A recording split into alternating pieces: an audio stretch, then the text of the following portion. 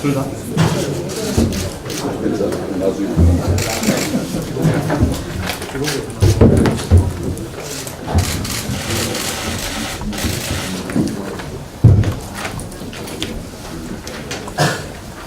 지금부터 제78차 최고위원회의를 개의합니다.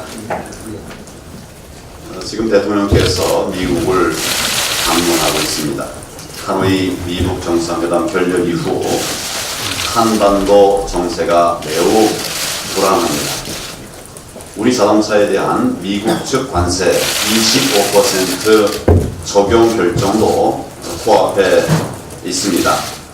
통상 문제로 인한 국민들의 염려가 매우 큰 상황입니다. 이처럼 안보와 경제 모두가 어렵고 혼란스러울 만큼 이번 방미가 새로운 돌파구가 되기를 기대하고 있습니다. 그런데 현재까지 드러난 여러 정황들을 보면 회담 전망이 그다지 밝지 않아 보여서 걱정이 됩니다.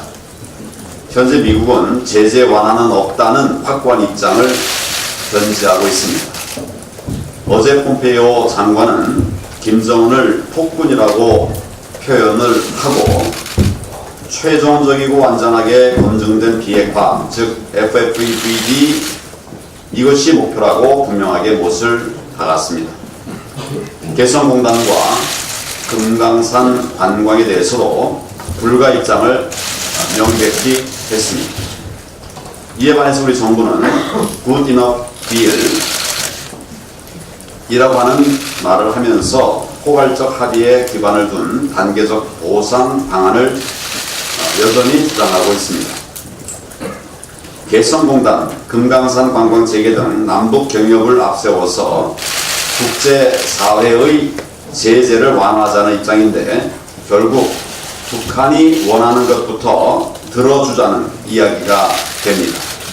중재자가 아니라 사실상 북한의 변호인이 되겠다는 것인데 자칫 한미 간의 이견과 갈등만 확대하게 되지 않을까 심히 걱정이 됩니다. 저는 문재인 대통령이 나라의 안전과 국민의 삶을 지키는 대한민국의 대통령 본연의 자세와 책임감을 가지고 이번 한미정상회담에 임해야 한다고 생각합니다. 지금 우리나라를 지키는 길은 남북 경협이 아니라 한미 동맹의 강화와 강력하고 지속적인 대북 제재를 기반으로 완전하게 북핵을 폐기하는 것입니다. 이 점에 대한 분명한 인식이 필요합니다. 대통령께서 이 점을 명심하고 회담에 임했으면 하는 바람입니다. 또 지금 우리 경제가 그렇지 않아도 무척 어려운데 미국이 25%에 달하는 자동차 관세 폭탄까지 부과한다면 상상하기조차 어려운 대위기를 맞게 될 것입니다. 최대 10조 원 이상 무역 수지가 감소할 것이라는 분석도 있고 또 수출길이 막힌 우리 자동차 기업들이 미국 현지 공장을 늘리면은 결국 국내 일자리는 아예 바닥을 드러낼 수밖에 없습니다. 정말로 대통령이 우리 경제와 국민의 삶을 걱정한다면 되지도 않을 남북 경협을 회담 테이블에 올릴 것이 아니라 자동차 관세를 비롯한 통상 문제 해결을 최우선으로 해야 합니다. 기대보다 걱정이 큰 이번 회담입니다. 국민과 함께 엄중한 시선으로 한미 정상회담을 보겠습니다. 어제 3월 고용 동향이 발표됐습니다. 우리 경제의 허리가 무너지는 현실을 여지없이 보여주고 있습니다. 30대, 40대 일자리가 크게 줄어들었습니다. 제조업 일자리는 1년째 폭락하고 있습니다. 다른 일자리보다도 제조업 일자리의 감소는 심각한 문제입니다. 또 청년층 확장 실업률은 사상 최악인 25.1%, 4명 중에 1명이 확장 실업에 빠져 있다는 얘기가 되는 것입니다. 세금을 퍼부어서 제일 낮은 재정 일자리를 양산하면서 국민을 속이는 통계 조작쇼를 벌이고 있지만 실제로 국민의 삶은 최악으로 내몰리고 있는 것입니다. 지금 늘어났다고 하는 일자리들이 실질은 어떤 것인가? 정말 질 낮은 재정 일자리인데 이런 부분에 관해서는 기회가 되면 여러분들에게 상세하게 그 내역을 알려드리도록 하겠습니다. 정말 질 낮은 일자리를 일자리 확보했다고 발표하는 그런 정부에 정말 우리가 신뢰를 줘도 되는지 걱정입니다. 지금의 일자리 참사를 해결하기 위해서는 이 정권의 경제 정책 자체를 뜯어 고치는 수밖에 없습니다. 탈원전으로 품질 좋은 제조업 일자리 몇만 개가 소멸되었습니다. 또 과도한 최저임금으로 서민들의 일자리가 사라지고 있습니다. 기업들은 온갖 규제와 기업 옥죄기 정책에 발이 묶여서 투자도 고용도 엄두를 내지 못하고 있습니다. 그 와중에 정권을 등에 업은 민노총과 대기업 노조는 연일 파업으로 협력업체들을 힘들게 만들고 있습니다.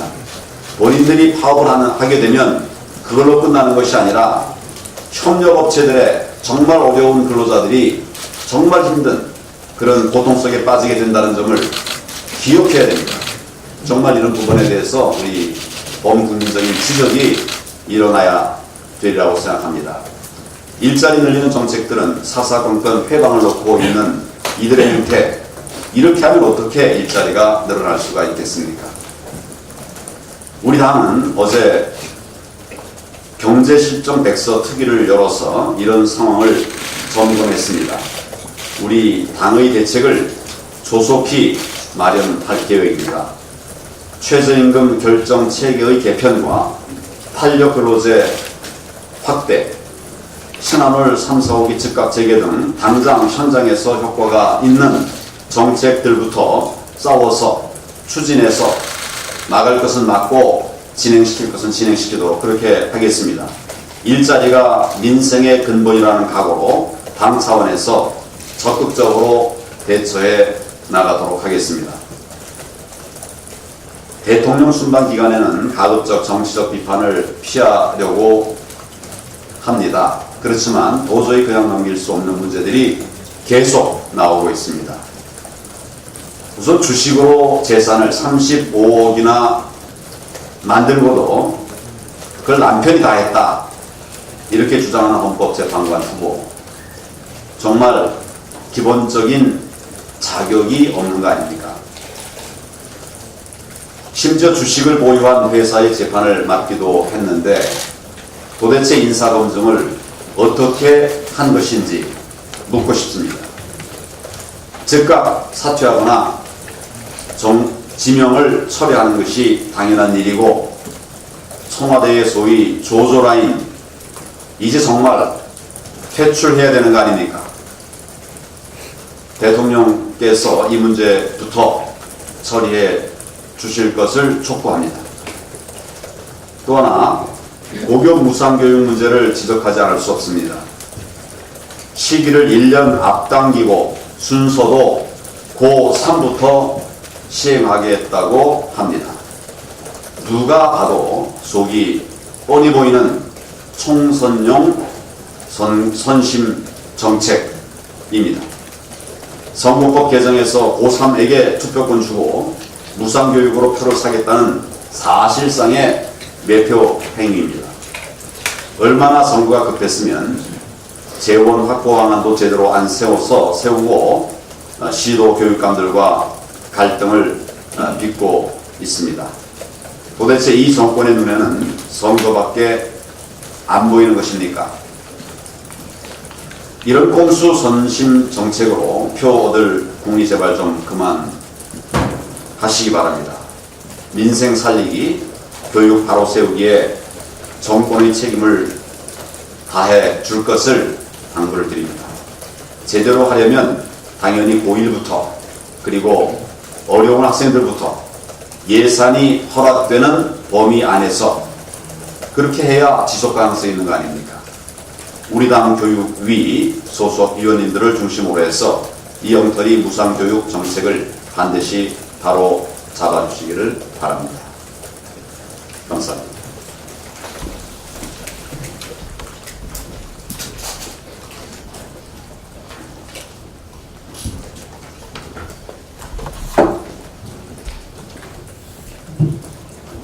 네, 저도 경제 정책에 대해서 한 말씀 드리겠습니다. 어제 통계청에서 3월 고용 동향 결과를 발표했습니다.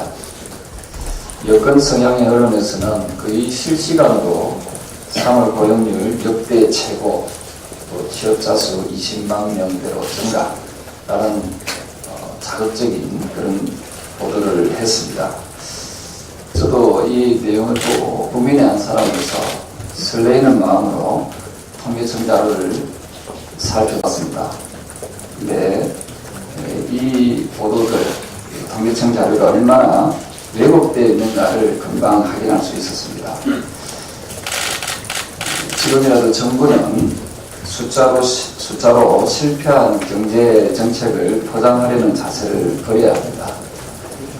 잘 아시다시피 연령별, 산업별, 근로자 시간별로 구분해서 말씀드리겠습니다. 우선 연령별을 보면은 60대 이상이 34만 6천 명이 늘었다고 합니다만 경제의 허리를 담당하는 30, 40대는 오히려 25만 명이나 줄었습니다. 특히 30, 40대의 경우는 최저임금의 영향이 본격화되는 2017년 10월부터 무려 18개월 연속 고용이 감소하고 있다는 겁니다. 또한 산업별로 보면은 보건 및 사회 복지 서비스 분야에서 17만 2천 명이 늘었습니다. 이것은 국민의 세금과 기금이 들어가는 일자리입니다. 반면에 시장에서 만들어지는 제조 일자리 부분은 10만 8천 명이 줄었습니다. 그리고 이 정부가 양질의 일자리 창출을 하겠다고 했습니다만 36시간 이상 근무하는 정규 일자리가 무려 33만 8천 명이나 줄었다 하는 말씀을 드리겠습니다. 정부에서는 이 고용 참사를 잘 되고 있다는 식으로 숫자 노름으로 포장해서는 안 됩니다. 더 이상 국민을 기만하지 말고 솔직하게 털어놔야 된다는 생각입니다. 여야가 머리를 맞대어서 저는 이 고용 참사를 어떻게 하면 이겨낼 수 있는지에 대한 고민을 해야 되고 정부 여당이 솔직한 방향으로 경제정책을 변화시킨다면 우리 야당도 적극적으로 협력할 의사가 있다 하는 말씀을 드리겠습니다. 저는 정부 여당에 간곡하게 요구합니다. 즉각적으로 소득주도 성장의 경제 기조를 바꿔 주십시오. 첫 번째, 최저임금을 동결하는 과감한 결단을 해 주실 것을 촉구합니다. 또한 두 번째, 주 52시간 근무제의 전향적 자세를 해주기 바랍니다. 여야가 머리를 맞대서 어려운 경제 상황을 극복할 수 있도록 함께 노력을 해야 됩니다. 더 이상 정부에서는 마이웨이식 독주를 적극적으로 중단해 주실 것을 촉구합니다. 이상입니다.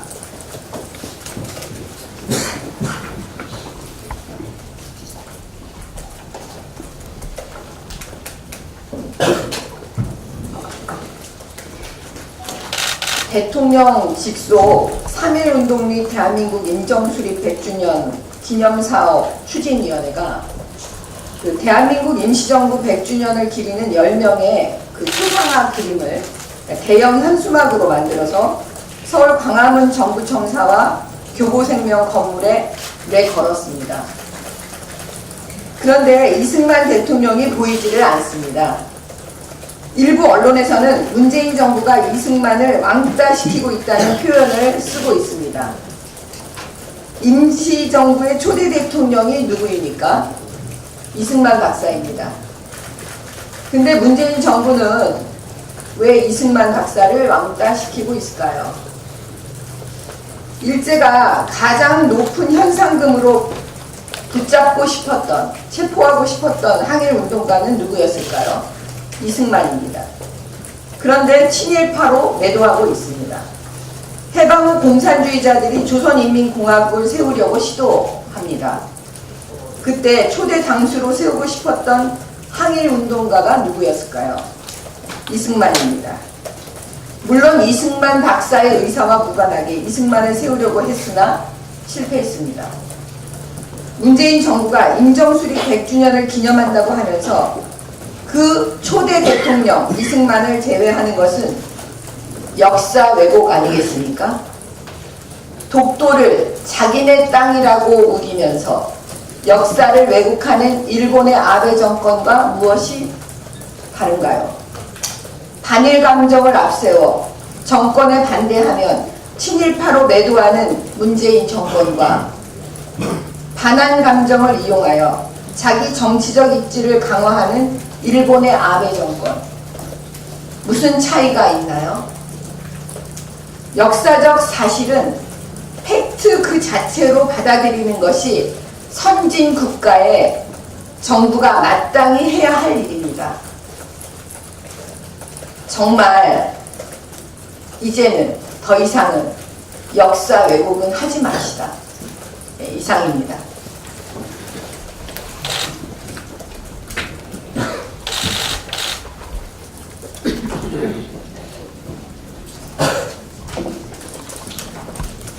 대한민국에서 북한 인권법이 제정된 지 3년이 지나가고 있습니다.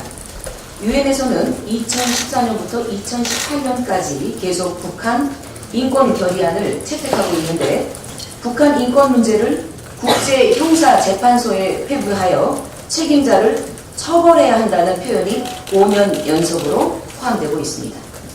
현재까지 북한 인권법에 명시된 북한 인권재단은 구성도 못하고 인권대사도 임명조차 하지 않고 있습니다. 미국 국무부가 발표한 2018년 국가별 인권보고서에서는 한국 정부가 탈북자들의 대북정책 비판을 막기 위하여 압력을 가하고 있고 북한 인권에 대한 비판을 피하려고 북한 인권재단 출범을 늦추고 있다고 지적한 바가 있습니다. 이 또한 문재인 정권이 북한의 눈치를 보고 있느라 북한 인권법이란 현행법을 무시해가면서 대한민국의 법치를 파괴하고 있는 행위입니다. 문재인 정부는 북한 인권법에 명시된 북한 인권재단 조속히 구성 설립하고 북한 인권 국립협력대사를 임명을 촉구하는 바입니다. 그리고 어제 보건복지부는 문재인 케어 관련 내용으로 제1차 국민건강보험 종합계획을 수립하여 발표하였습니다. MRI나 초음파 그리고 각종 항암제, 간염 치료제에 대한 건강보험 적용을 한다고 하는데 5년간 41조가 들어갈 계획이라고 합니다. 국민들께서 매우 반기시는 내용이긴 합니다. 그러나 문정부는 이에 대한 재원 대책을 전혀 내놓지 못하고 있습니다. 당장 건보 재정은 8년 만에 적자를 기록하고 있고 정부도 현재 20조 수준에서 2023년에는 11조로 반토막이 날 것을 예상하고 있습니다. 이대로 마구 진행이 된다면 차기 정부에서 건보 재정은 바닥이 날 것으로 예상됩니다. 당장 국민들에게 인기를 얻는 정책을 펴고 있지만 연못을 말려서 고기를 잡는 갈택이어라는 고사성어가 따로 없는 것 같습니다. 지금이라도 문재인 케어의 전면적인 재검토와 미래 세대를 위한 건강한 건강보험 재정 정책을 제시하기 바랍니다. 이상입니다.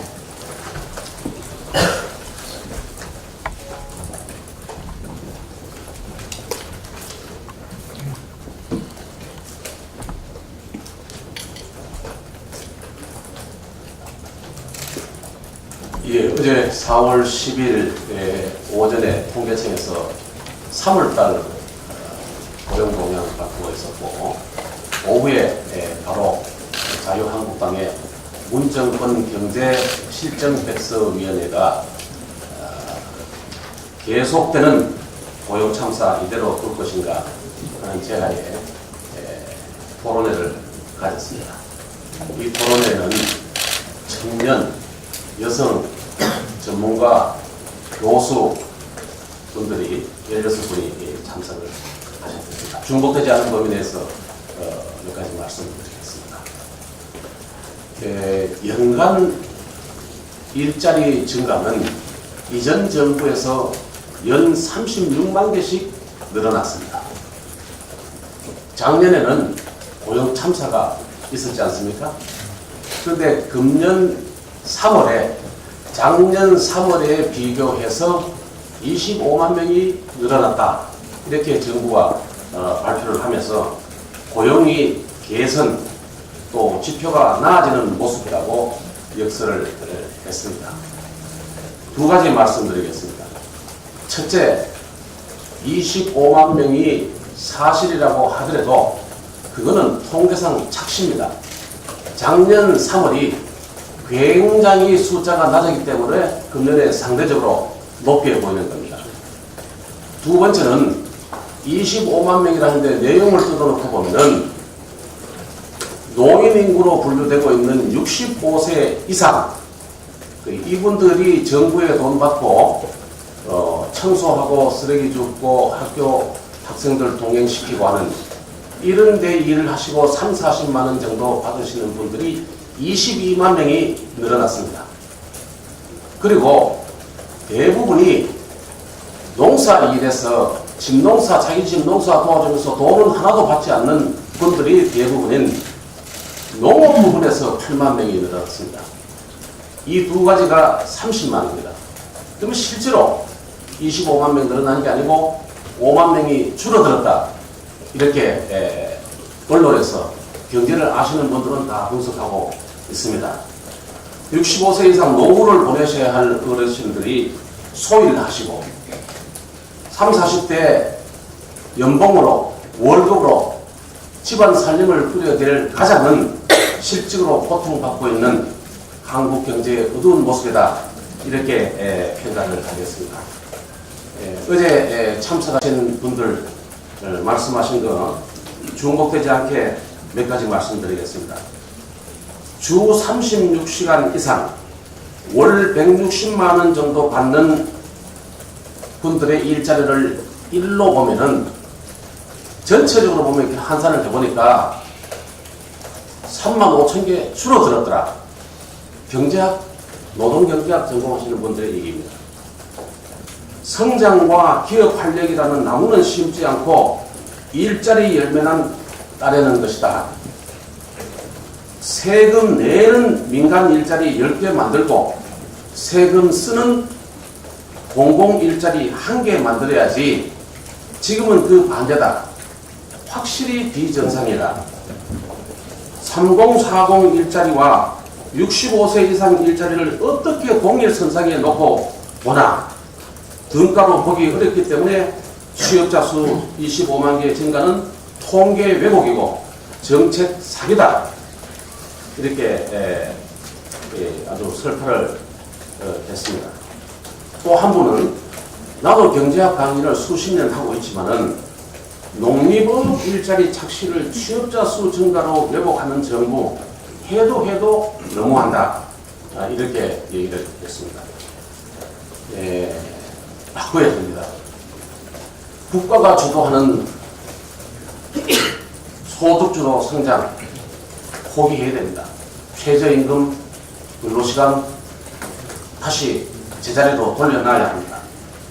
만약에 정부가 발표한 대로 일자리가 개선되는 추세에 있다라고 하면은 이번 정부에서 추진하고 있는 추경은 원포인트 재추경, 그러니까 미세먼지, 지진, 산불 이외에는 국회에 제출하지 말아야 합니다. 이 기회에 다시 또 일자리 통계를 왜곡시키는, 그것도 국채 발행을 해서 빚내서 하는 추경 정부에 가지고, 이 정부가 이 국회에 가지고 온다고 하면은 오히려 이것 때문에 재추경 예산이 심의가, 결의가 늦어질 가능성이 있습니다. 절대로 통계 왜곡에서는 쪼개기 일자리를 위한 빚내서 추경 짜는 예산 국회에 제출하지 않기를 거듭 촉구합니다.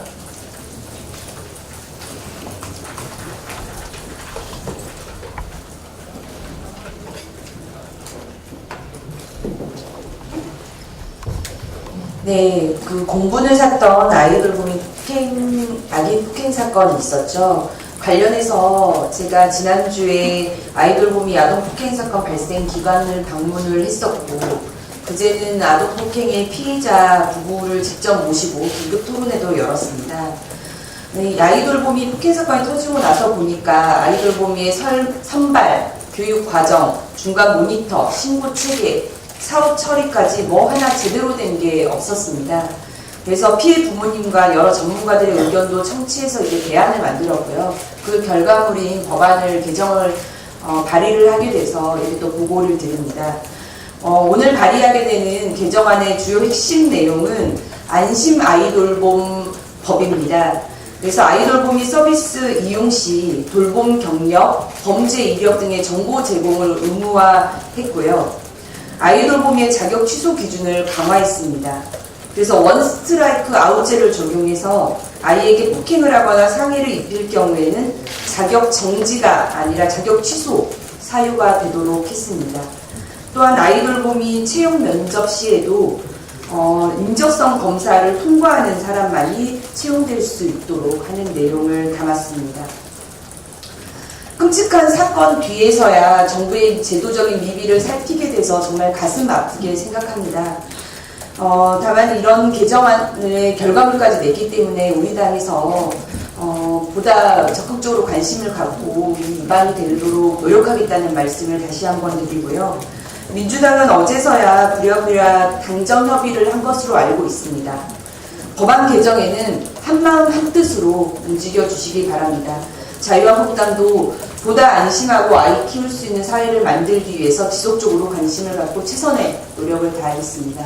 이상입니다.